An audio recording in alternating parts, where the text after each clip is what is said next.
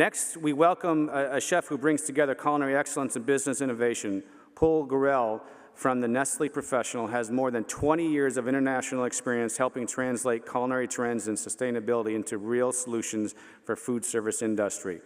Today he'll explore how nutrition and sustainability can become a true competitive edge for chefs and operators. Please welcome Paul Gurel.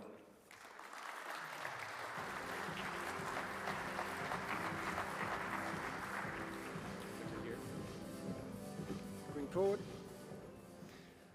All right, that's a tough one to follow. Thank you so much, Chris, for this super inspiring speech. This I didn't plan. Honestly, I think we all know what he talked about, so I need to just compose myself a bit before we get started on another topic. Might seem a bit irrelevant, but still relevant afterwards, on sustainability and how this can become part of your work, how you make competitive edge on it. We've got lots of experts inside Nestle, and Anna, my colleague, was supposed to be here, so I'm stepping in. So a small greetings from Anna before we get started, then I can swallow up a bit and then be ready in 2 seconds. My name is Anna, and I am the Global Nutrition and Sustainability Manager at Nestle Professional. And I just wanted to send a heartfelt message to thank World Chefs and Nestle Professional for the opportunity to contribute to this congress and to present future very good service. I truly would have loved to be there with your voice, but unfortunately I'm unable to attend in person this time. That said, I'm very happy to hand over the presentation to our global executive chef, Paul Gurel, and the wider team, who have been deeply involved in the work and all the content inside out. The presentation brings together practical food service solutions with strong nutrition science, and I hope you will be in very good hands. Thank you again for your kindness, understanding, and support. And I'm wishing you all a wonderful and inspiring congress. And see you next time. Thank you.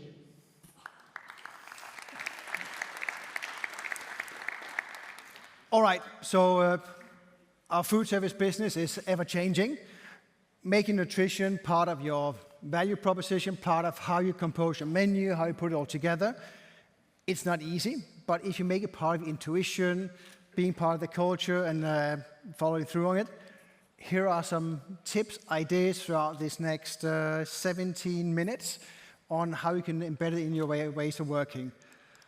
So I'm going to take you through, say, respect for customers, understand what your customers need at what times, balance towards the customer on your menu offers, your ways of working, what you put on there, make it profitable, but also nutritional recommendations. They are not complicated, they're actually quite easy if you follow them in a simple manner. So what we tend to do is to serve food at a very general setup that are too high on energy, too high on saturated fat, insufficient fibers, too large portions. So really we are contributing in our part of daily intake into a bit unhealthier eating.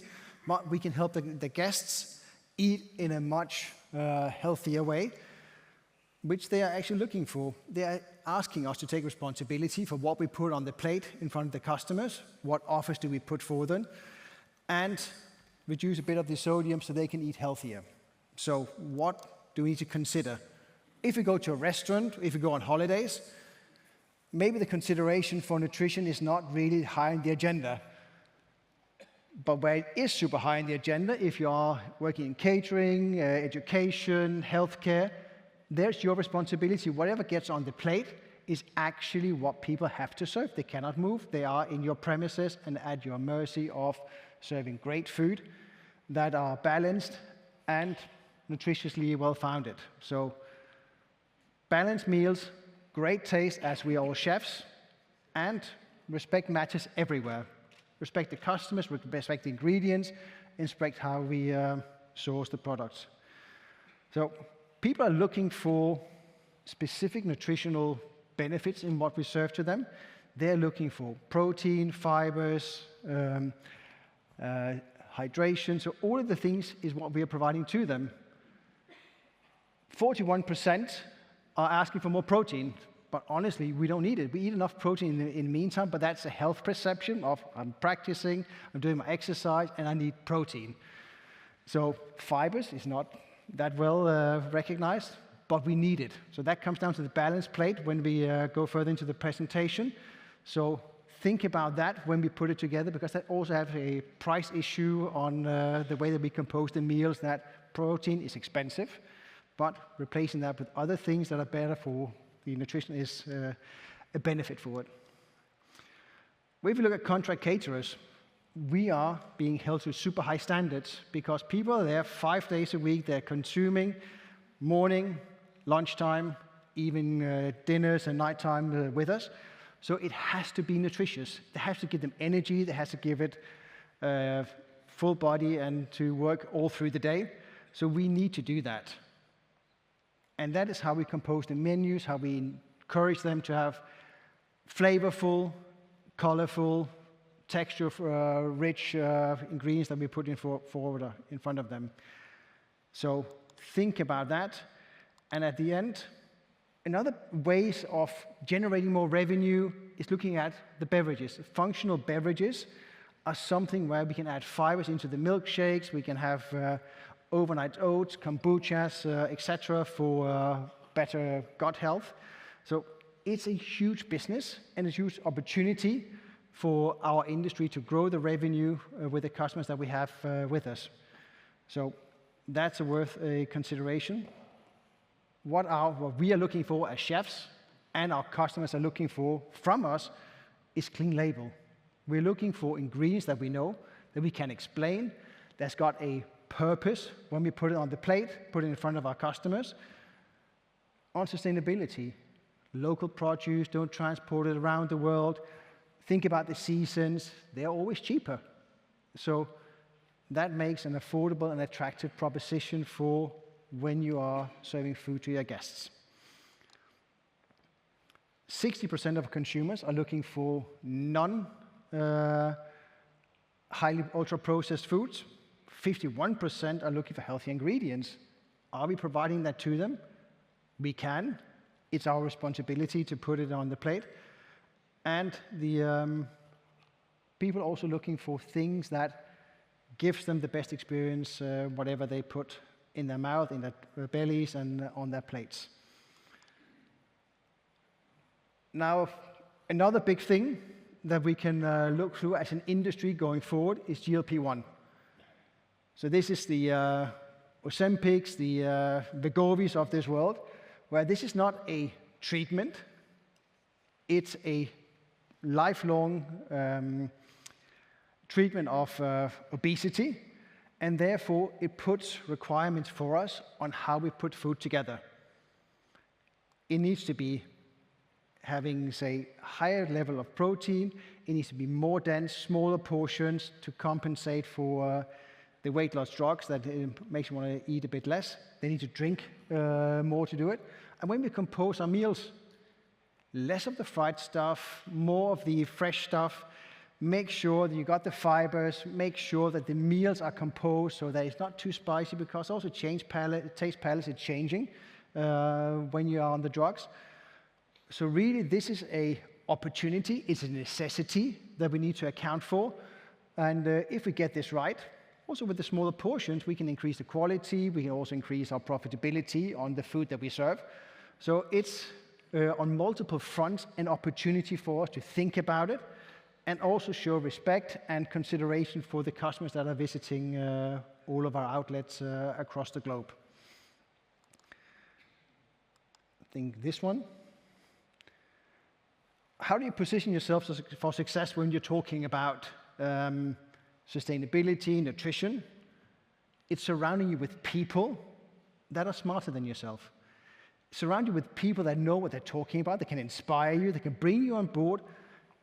Train your staff, train yourself, build your knowledge capabilities. We as Nestle and a lot of our colleagues are really good at it, so use us. We're here for you to make sure that you're successful, that you build competencies within your businesses, and to drive the culinary industry forward. But we also still need to remember, food needs to be tasty. We need to still do the great food that we do. So that's a key thing to remember. And then nutrition is not that complicated. If we think about simple stuff, we need to have the fibers, we need to have the carbs, but the right ones. Those actually contribute to your digestion. Protein needs to be balanced. It doesn't have to always be a big piece of meat. It can also be pulses, grains, oats, etc. That also contributes with protein and fibers at the same time. Use the healthy oils. Instead of use saturated fats, use virgin olive oil, etc., etc. Making sure that we all drink. Also, when we work in the kitchen, if we're not hydrated, we cannot focus, we cannot concentrate, we cannot remember all the orders coming in, we make mistakes. So all of these simple stuff, make that part of the daily work, part of the culture of how you work and behave in the kitchen. And coming back to the balance of plate. When I look at the menus in the competition hall, isn't 50% fruit and veggies on it? Do we have whole grain? How much is the protein? So half the thing, veggies, fruits, greens, one quarter, that's your whole grains, your fibers, your long energy supply, and then 1/4 is the protein. So not complicated, but how do we put that in front of the customers? How do we nudge them to actually remember that? So this is what it looks like. This is also going to be part of the curriculum for the World International Chef's Day. So we try to make a full circle of the initiatives that we do and put it all together like this. So we can also help the guests help themselves, because it's not always a natural choice to go for more veggies, more fibers, more proteins, but how do we put it? How do we flavor it? How do we put it into a setting where it's super appealing? We are chefs, we are creative, we are visual, but there are also the simple stuff that cook it in front of them, have them crush some herbs, etc. Promote the fiber balance. Plate sizing is something that is super easy. Instead of having a large plate of 28 centimeters, go for 21. People put less on it. Eyes eat before the mind. And then taste, control the food waste, etc. So all of this is ways of making you guys profitable and creating the experience for the guests going to your restaurants.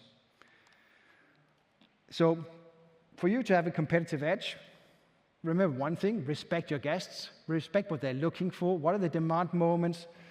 Make sure that they get what they're looking for. Give them a good surprise.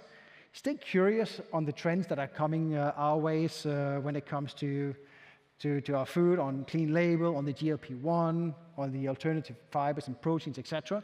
That would give you creativity to build in front of it. Build a foundation for your team on basic nutritional knowledge. Why are we doing this? Make it part of daily routine, make it part of the daily DNA of how you build the menus. Be accountable for what you serve for the guests, because we're the one buying it, we're the one cooking it, we're the one serving it and selling it. So it has to be something that accounts back to the balance of plate.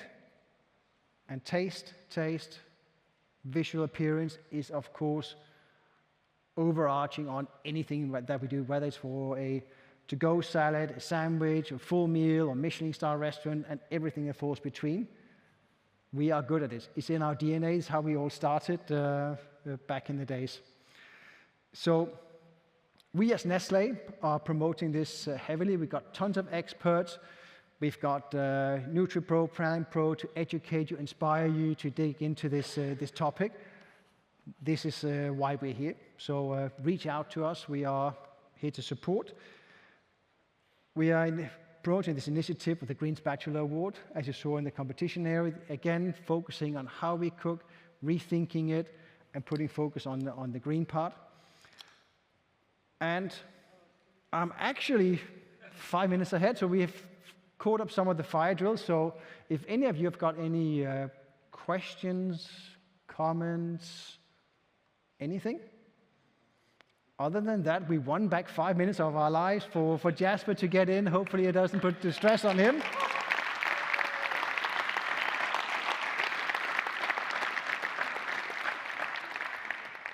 Sorry, Jasper. Come on, Ove, get up here, Ove.